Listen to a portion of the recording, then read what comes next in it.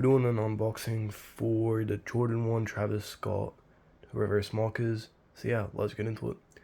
So first we got the StockXKicks thank you for purchase card. By the way, I bought these from StockXKicks. Really good rep website. They also have a pretty good community built up. This is all their socials. If it's too blurry, I'm gonna put that in the description.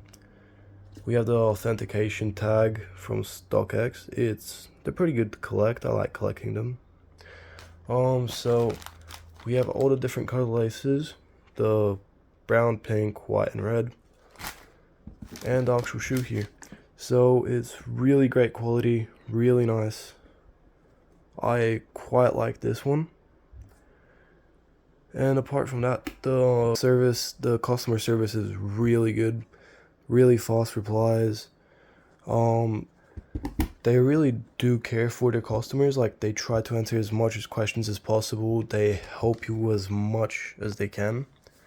No complaints from me. They are really nice.